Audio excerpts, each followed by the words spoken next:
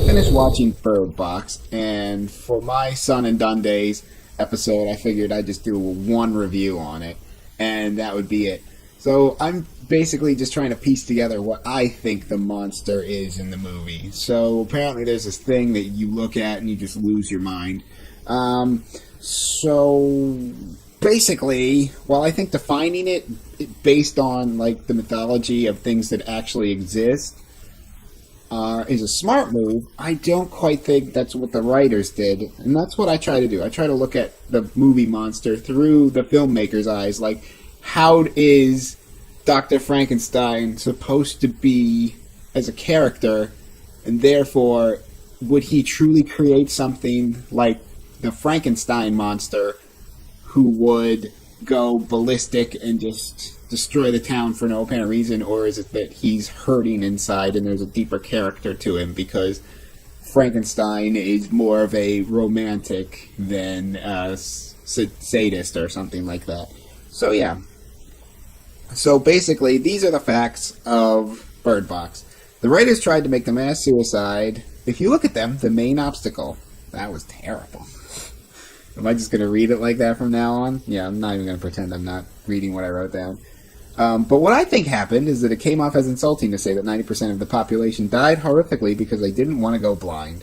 Never mind the fact that you could be diagnosed as legally blind with about 20 over 200 of your natural vision intact. You can wear corrective lenses and basically just have perfect vision anyway. If the blind people at the school are all safe, that means you don't have to lose all of your vision to be safe, which basically means it doesn't quite make sense that the monsters would be able to affect people who didn't have...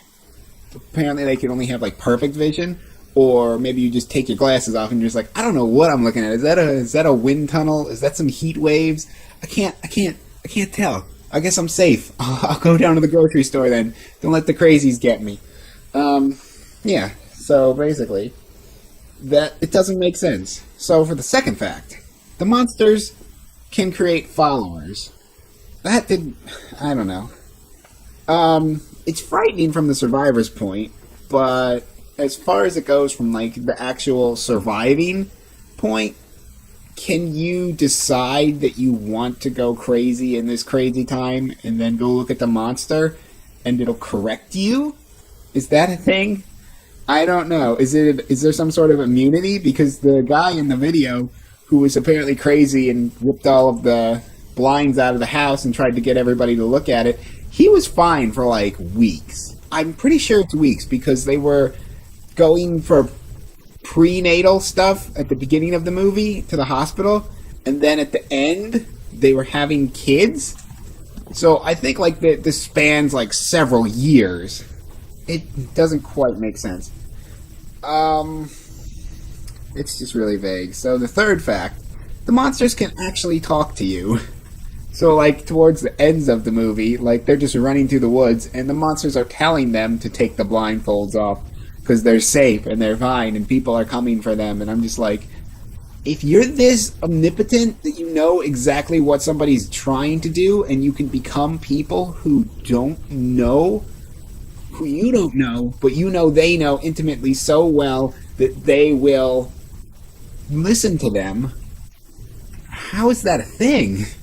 How did you not just flat out win? How did you not just appear and be like, hey, guess what? If you look at us, we'll go insane. That requires an insane amount of intelligence. There's no, like, animal instinct that I can use ESP and make you do things. That is, like, a ridiculous level of intelligence. And if that happened, you could just show up and be like, I'm the dominant species now. Don't even try to look at me because you'll die. And that's the end of that. It doesn't quite make sense. So we're going to get to like the fourth part, which is like the physical attributes. People, their eyes will dilate. They have like these bloodshot looks to them. They kind of retract into themselves. It just kind of looks like they're not home anymore. It's just completely blank. So that happens regardless of who you are. Like apparently, except for the crazy person. But I have a theory on that, so we'll get to that in a minute. The monsters just seem to be able to do whatever the narrative wants them to, which means that they're probably not a real thing. There's not a real omnipotent thing chasing you around. It's basically like the Hound. Like, if anybody knows of that story, like the Hound of Baskerville, it's a made-up mythical creature that scares people into doing what the person who created it wants it to do. I think it's just like people reacting to something. And honestly, if I had to scientifically sit down and figure it out, I'm just thinking that it's like something that causes a brain hemorrhage. That would explain the dilation of the eyes, all the blood vessels going up in their face. They have no idea what's going on. They become suicidal or just act like they have dementia. It's basically just damaging their brain. Okay, let's see what I said. Alright. Possibly it's a contaminant in our atmosphere, some sort of airborne virus we're all breathing in, but we need to have like a photosensitive contact, something through our eyes that our brain can't interpret, that causes the damage to occur. Like maybe if we were looking at heat waves or wind or something like that, something that our brain says, there's something there, I think I see it, I can see the mass of it, but it doesn't quite register with me. What is this? There's form around it. There's the leaves blowing. There's the heat moving. I can see the fire flickering. I'm sure it's warm. And that probably triggers something that it's in your body, and your body just kind of like builds that up until it like damages you, and then your brain just kind of shuts off. So, yeah. So in cases of brain damage, it can be shown to completely destroy someone's personality, cause aggressions, have dementia, and supposedly with the people who aren't affected by it, like the crazies who are running around getting people to look at it, I'm pretty sure that's one of the forms of dementia, because if they had a different type of brain chemistry than the average person, or if they were on certain medication that changed their brain chemistry, or caused them not to, like, I don't know, pump blood as quickly as they normally do, they would just have a weird reaction to it. It would be something different. They would have more cognitive function of the parts of their brain that were reduced because of the increased blood flow, and certain parts of their brain would just be completely destroyed, so they wouldn't have like reasoning or thinking things through. They would just be like, oh well, let's go do this, this happened because of this, okay, that's fine, I completely believe that, let's go do that too.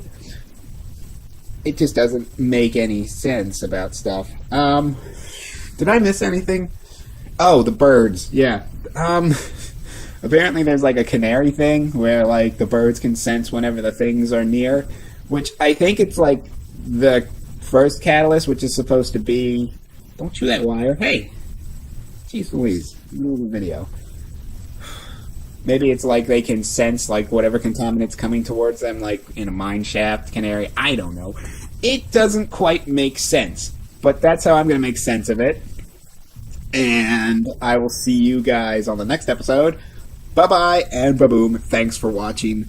If you like these kinds of videos, let me know. I could, because I didn't want to always make Sunday one-and-done days something that's just like a video game thing, where I just play one video game and go, I'm never playing that again. I wanted to do like a one-off of like me constructive criticizing or thinking something through, or just expansion of stuff. It doesn't always have to be video games. I'm a smart boy. So yeah, unless I'm a dumb boy, in which case you can let me know that I got that completely wrong. Alright, see you guys.